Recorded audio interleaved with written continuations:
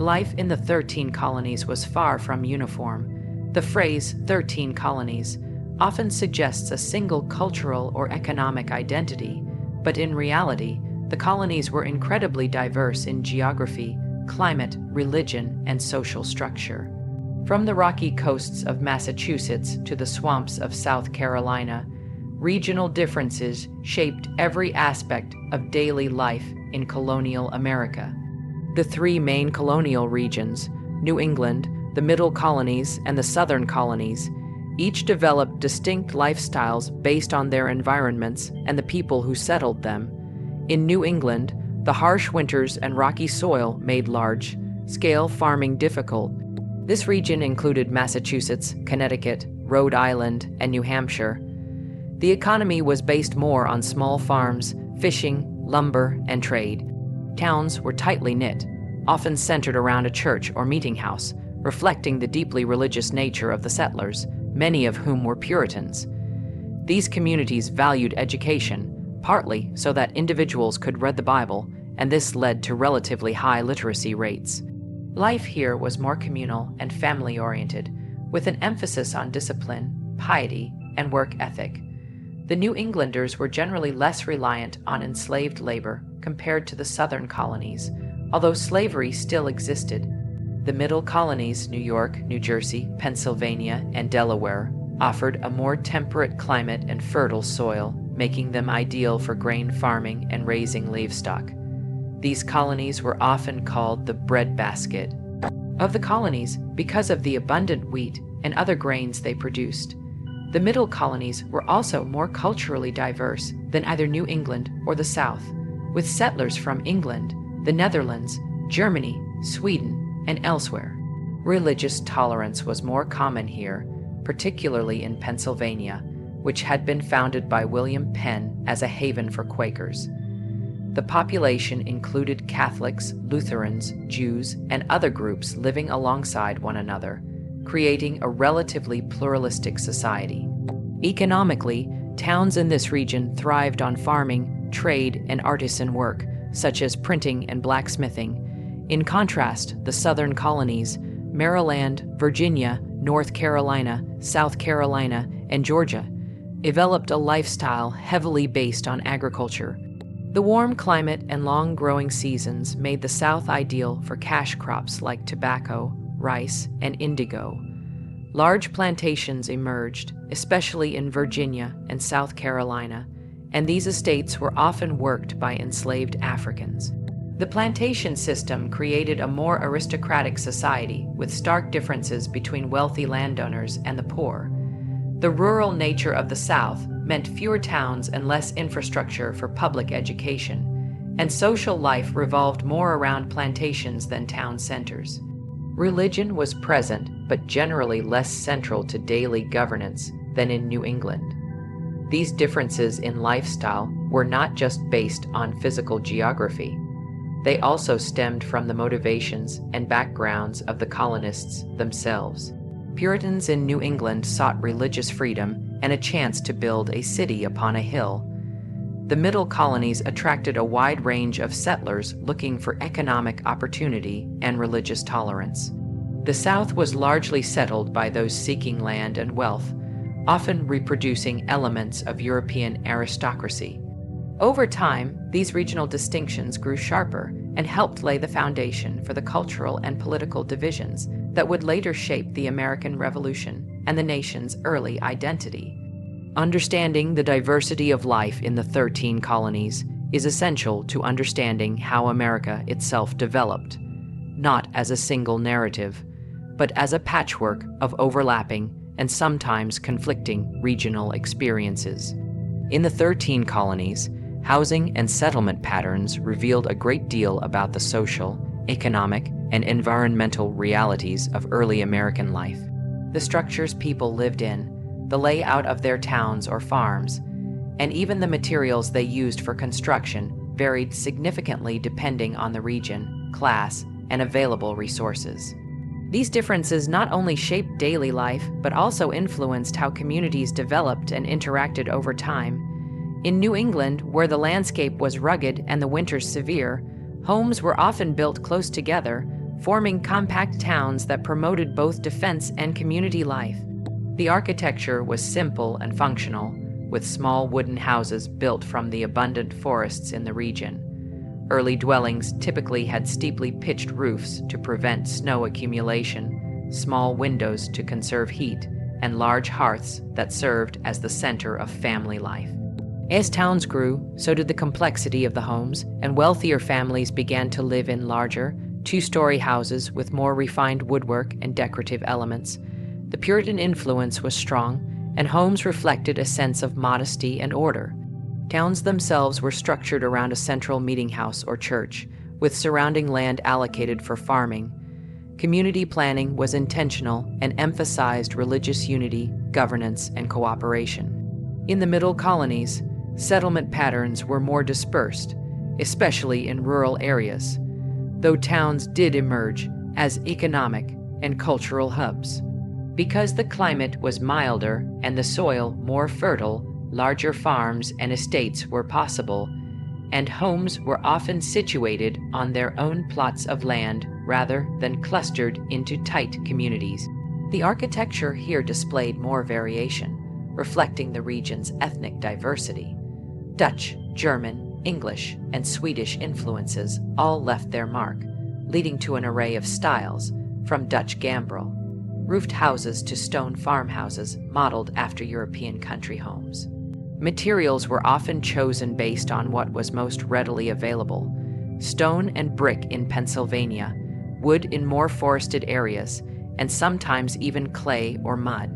Urban centers like Philadelphia and New York City featured more elaborate row houses and buildings made of brick, showing increasing wealth and social stratification in the region. In the southern colonies, settlements were far more spread out due to the agricultural plantation system that dominated the region. Large landholdings meant that families lived far from one another, often on isolated farms or estates. The wealthiest landowners built grand mansions or plantation houses, typically constructed with bricks or timber, featuring expansive porches, tall columns, and multiple fireplaces. These homes were often symbols of social status and power, sitting at the center of large agricultural operations worked by enslaved Africans. Smaller farmers and poorer settlers lived in modest wooden cabins with dirt floors and thatched or wooden roofs. Because towns were few and far between, life in the southern colonies was more isolated, with neighbors potentially miles apart. Public buildings like churches or courthouses were rare outside of larger settlements, and access to services like education or markets often required significant travel. Despite the regional differences, most colonial homes were built with practicality in mind. Life in the colonies required resilience, and whether a person lived in a one-room cabin or a sprawling plantation house, their home needed to withstand the elements and support a largely self-sufficient lifestyle. Over time, as trade grew and wealth increased, homes became more comfortable and architecturally refined, yet the basic function of the colonial home remained constant. It was a place for shelter, work, and survival in a challenging and often uncertain environment. These homes and settlements, shaped by geography, culture, and necessity, laid the foundation for the development of American architecture and community planning in the centuries to come. The economy of the 13 colonies was rooted in labor, land, and resourcefulness, with colonists adapting their work and trade practices to the distinct geographies and climates of their regions. While agriculture was a common thread across all colonies, the nature of the work and the economic systems varied significantly between the New England, Middle, and Southern colonies, creating a complex and interdependent colonial economy. In New England, where the soil was rocky and the growing season short, large-scale farming was impractical. Colonists instead focused on small, family-run farms that produced just enough to feed their households with a little left over for local trade. These farms grew crops like corn, beans, and squash, and raised livestock such as pigs and chickens. Because subsistence farming could not fully sustain the economy, New Englanders turned to other industries. Fishing, especially for cod, became a major economic driver, with the Atlantic providing a plentiful resource that could be salted and exported to Europe and the West Indies. Shipbuilding also flourished due to the abundance of timber in the region's forests. Skilled laborers, carpenters, coopers, blacksmiths, and cobblers formed the backbone of New England towns, where craftsmanship and trade were critical for community survival. Coastal towns like Boston and Salem became bustling centers of commerce, connecting the colonies to global markets and expanding their economic reach through transatlantic trade. The Middle Colonies, with their fertile soil and moderate climate, developed into the breadbasket of colonial America. Large farms and estates in Pennsylvania, New York, and New Jersey grew wheat, barley, oats, and rye in abundance. These grains were not only used locally, but also milled and exported, making the Middle Colonies a key supplier of food to other parts of the colonies and to Europe. Farming here was more commercialized than in New England, and many families profited by selling their surplus at urban markets. In addition to agriculture, trade and manufacturing were central to the economy. Cities like Philadelphia and New York became thriving ports, where merchants traded goods ranging from textiles to iron tools. Artisans played an essential role in these urban economies, offering goods and services such as tailoring, tanning, and printing. Unlike the more homogeneous New England colonies, the Middle Colonies benefited from a culturally and religiously diverse population, which contributed to a dynamic and competitive economic environment. In the Southern colonies, the economy was dominated by agriculture, particularly the cultivation of cash crops like tobacco, rice, and indigo. These crops required large tracts of land and a substantial labor force, which led to the rise of the plantation system. Wealthy landowners invested heavily in enslaved African labor to maximize productivity and profits. The labor of enslaved people was the engine of the Southern economy, driving the success of export-oriented agriculture and reinforcing stark social hierarchies. While the elite grew wealthier from international trade, smaller farmers worked the land themselves or with the help of indentured servants. The economy in the South was less diversified, relying heavily on the export of raw materials rather than manufacturing or trade. Towns were sparse, and most economic activity took place on rural plantations and farms, with merchants traveling between distant settlements to conduct business. Despite these regional differences, the colonial economy was interconnected. Northern ships carried Southern tobacco to Europe. Middle Colony grain fed enslaved laborers in the Caribbean, and New England cod was traded for sugar and molasses.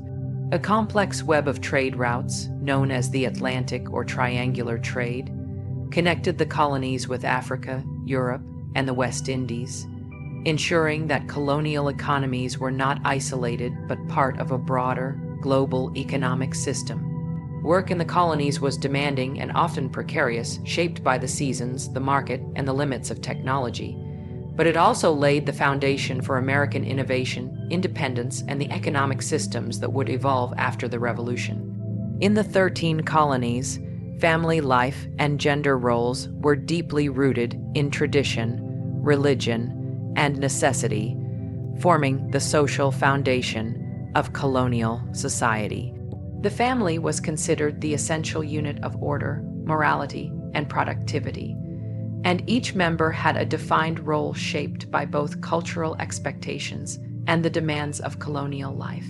These roles, while somewhat varied by region, remained largely consistent in reinforcing a patriarchal structure in which men held legal authority, women managed domestic life, and children were prepared from an early age to assume their expected place within this framework. Men were regarded as the heads of households and were responsible for the financial and social stability of the family. In rural areas, this often meant working long hours in agriculture or trade, managing the farm, or running a business. In urban centers, men might be craftsmen, merchants, or involved in shipping or law.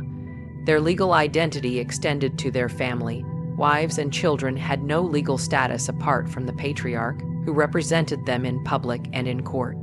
Property ownership, voting rights, and public leadership were privileges limited almost exclusively to men. Fathers were also expected to be moral leaders, disciplining children and ensuring that the household adhered to religious and social norms. Women, though legally and politically marginalized, played a central role in the functioning of colonial life. Their work, mostly confined to the home, was essential to family survival. Colonial women cooked, cleaned, churned butter, sewed clothing, made candles and soap, tended gardens, and often assisted in planting and harvesting. In frontier areas or on small farms, their contributions blurred the lines between domestic and labor-intensive fieldwork. In towns and cities, women might also assist their husbands' trades or take in laundry, sewing, or boarding to supplement family income. Despite their labor and influence within the home, women had few rights. They could not vote, hold public office, or own property independently if married. The legal doctrine of coverture meant that a married woman's legal identity was absorbed into her husband's. Unmarried women and widows had slightly more autonomy and could own land or run businesses, but societal pressure often encouraged them to remarry for protection and support. Children in colonial families were expected to contribute from a young age. Boys were typically educated more formally than girls, particularly in reading, writing, and arithmetic, in preparation for managing a farm or business. Girls were often taught domestic skills like sewing, spinning, and cooking, ensuring they would become effective household managers and mothers. Formal schooling was more common in New England, where Puritan beliefs emphasized literacy for religious purposes, while in the southern colonies, education was often limited to the wealthy. Discipline was strict and rooted in religious principles, with obedience and hard work seen as moral virtues. Marriage and family life were often shaped by necessity more than romance. Marriages were arranged with practical concerns in mind: economic stability, land acquisition, or social alliances. Women married young, usually in their teens, and bore many children, both to grow the family labor force and to compensate for high child mortality rates. Families were large, and death in childbirth or from disease was common, making remarriage a frequent occurrence. Religion reinforced the structure of family life, emphasizing obedience to husbands, submission of women, and the sanctity of parental authority. In enslaved families, the structure was even more fragile. While enslaved people formed familial bonds and communities, they had no legal recognition of marriage or parental rights, and family members could be separated at any time through sale or violence. Despite these horrors, enslaved people developed resilient kinship networks and cultural traditions that sustained them through generations of oppression. Overall, colonial family life was characterized by order, duty, and survival. Every member of the family had a role to play, and their contributions, while unequal in power or recognition, were essential to the functioning of the colonial world. These roles laid the groundwork for evolving gender norms and family dynamics in American society, many of which persisted long after independence. Religion was a powerful force in the daily lives of colonists in the 13 American colonies, influencing not only spiritual beliefs, but also social structures, education, community norms, and governance. For many early settlers, the search for religious freedom was a driving motivation for migration, especially in New England, where Puritans and other dissenters sought to establish communities grounded in their interpretations of Christianity. In these regions, religious practice was deeply woven into every aspect of life, and conformity to religious expectations shaped everything from daily routines to laws and punishment. In New England colonies such as Massachusetts and Connecticut, Puritanism was the dominant faith, and life was centered around strict moral codes and collective worship. The church was not only a spiritual institution, but also a center of town governance and social organization. Attendance at Sunday services was mandatory, and could last several hours, with ministers delivering sermons that emphasized sin, divine judgment, and the need for personal discipline. Children were taught to read primarily so they could read the Bible, and education itself was viewed as a religious duty.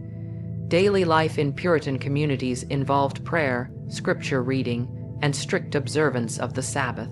Social behavior was closely monitored, and deviations from religious norms, such as swearing, drunkenness, or missing church, were punishable offenses. Religion was not simply personal but public, with the entire community responsible for upholding its moral standards. In contrast, the Middle Colonies were known for their religious diversity and tolerance. Colonies like Pennsylvania, founded by Quakers under William Penn, became havens for various religious groups including Mennonites, Lutherans, Catholics, and Jews. This pluralism led to a more flexible approach to religion in daily life, with communities coexisting despite their differences. While religion remained important, there was less enforcement of uniform belief, and individuals had greater freedom to worship as they chose. Churches were still central to community life, but they often reflected the cultural backgrounds of their congregants, and religious practice was more varied in form and ritual. Religion influenced charity, social services, and education, but it did not dominate legal and political systems to the same extent as in New England. In the southern colonies, the Anglican Church held significant influence, especially in Virginia and the Carolinas, where it was the established church supported by taxes. However, religious life in the South was generally less rigid and less central to daily life, especially in rural areas where large plantations and great distances between neighbors led to a more isolated and informal practice of faith. Many Anglican churches were scattered and hard to reach, so people often practiced religion at home or in small community gatherings. Religion was still a part of social identity and public life, but the emphasis on hierarchy and class often meant that elite planters had more influence in church affairs. Enslaved Africans in the South developed their own religious traditions, blending African spiritual practices with Christianity. Despite being forced to adopt the religion of their enslavers, they created unique forms of worship that emphasized hope, resilience, and community.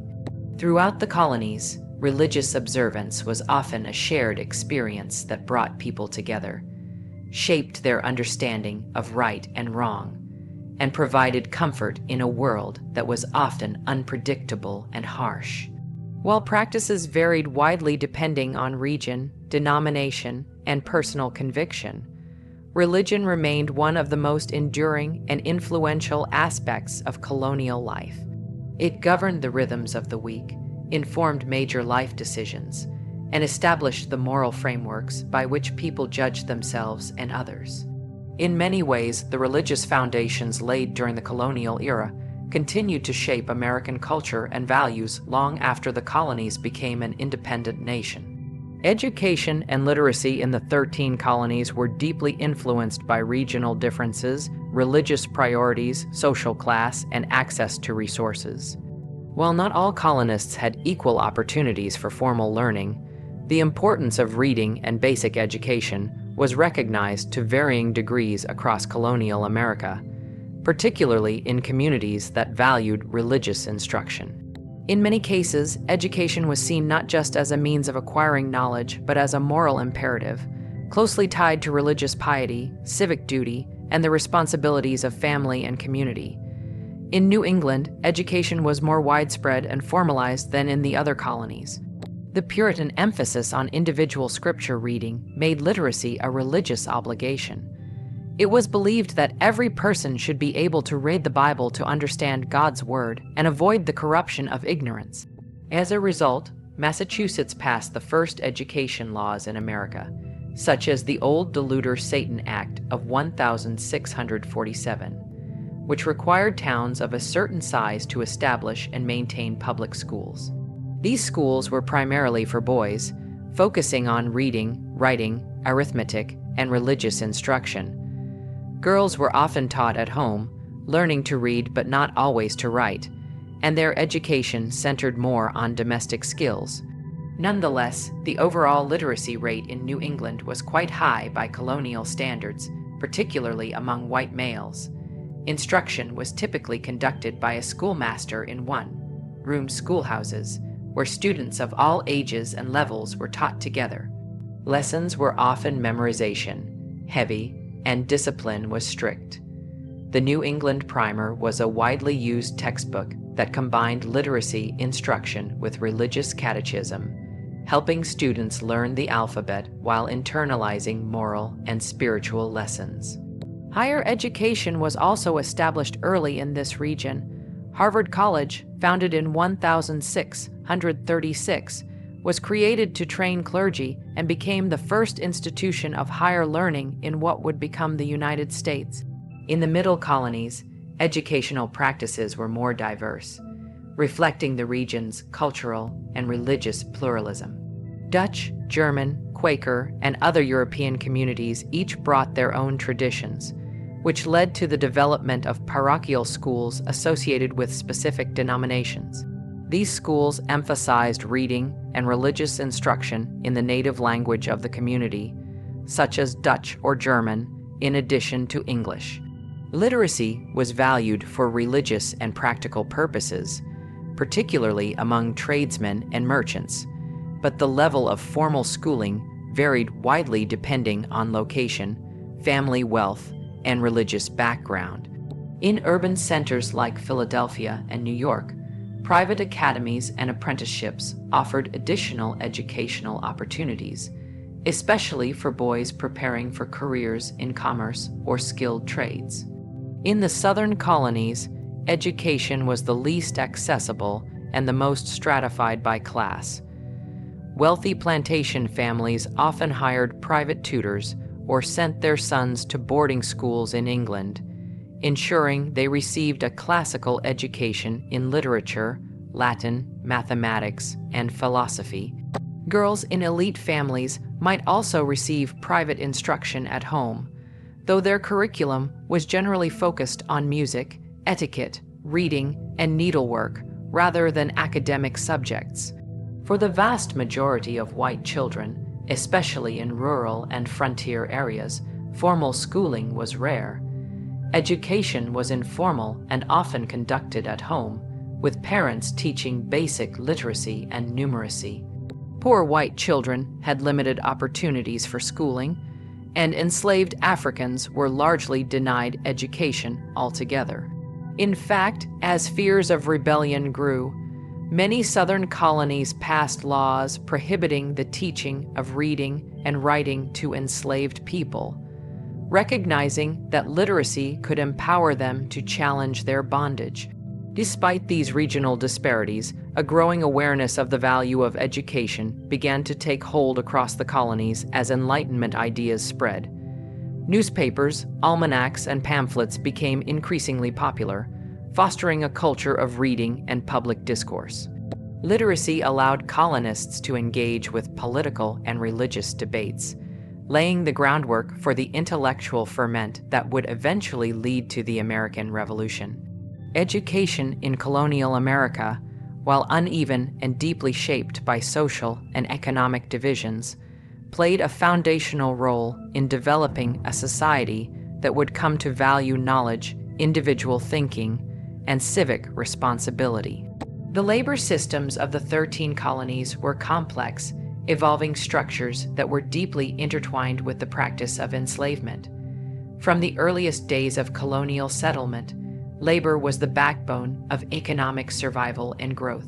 The demand for a reliable, controllable, and inexpensive workforce led to the development of various labor systems, including indentured servitude, convict labor, and most significantly, African slavery.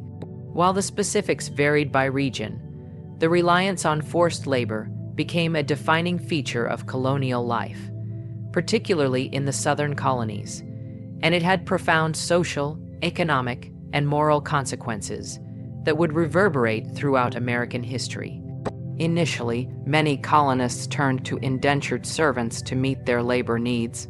These individuals, often poor Europeans, entered into contracts agreeing to work for a set number of years, usually between 4 and 7, in exchange for passage to America, room, board, and the promise of land or money upon completing their term.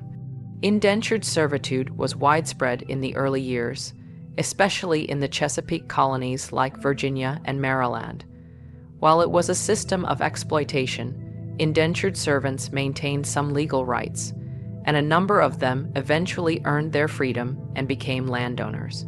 However, high mortality rates and the temporary nature of indentured servitude created instability in the labor force. As colonial economies expanded, particularly those based on labor, intensive cash crops like tobacco, rice, and indigo, the demand for permanent labor grew. Enslavement of Africans increasingly replaced indentured servitude as the preferred labor system, especially in the southern colonies. Unlike indentured servants, enslaved Africans were considered property for life, with no legal rights or hope of freedom. Enslavement offered planters a self-replicating labor force, as the children of enslaved women were also legally enslaved. This system became institutionalized and racially codified through laws that entrenched white supremacy and dehumanized black people, creating a brutal hierarchy that benefited wealthy landowners while subjecting generations of Africans and African Americans to violence, family separation, and forced labor. In the southern colonies, large plantations depended almost entirely on enslaved labor. The enslaved worked long hours in grueling conditions, cultivating crops under the constant threat of punishment. Plantation owners used strict systems of surveillance and control, including overseers, physical punishment, and restrictions on movement, to maintain dominance. Despite these conditions, enslaved people developed strong cultural, familial, and spiritual communities that provided strength and resistance in the face of oppression. In some cases, enslaved labor was also used in skilled trades, domestic service, and construction, highlighting the breadth of their contributions to colonial society. In the northern and middle colonies, while the economy was not as dependent on plantation agriculture, slavery still existed. Enslaved people worked in households, ports, farms, and artisanal shops. In cities like New York and Philadelphia, enslaved labor was part of urban life, though in smaller numbers than in the South. The North also used other labor systems, including apprenticeships and wage labor, which coexisted alongside slavery. Over time, some northern colonies began to question the morality of slavery, influenced by religious movements like Quakerism, which advocated for abolition. The labor systems of the colonies created deep economic divides and laid the groundwork for enduring racial and class inequalities. Wealth generated by enslaved labor enriched colonial elites and financed industries in both the Americas and Europe. The harsh reality of these systems, particularly slavery, contrasted sharply with the growing colonial rhetoric of freedom, liberty, and rights. As the colonies moved toward revolution, these contradictions would become more glaring, and the legacy of colonial labor systems would shape the nation's struggle with equality and justice for centuries to come.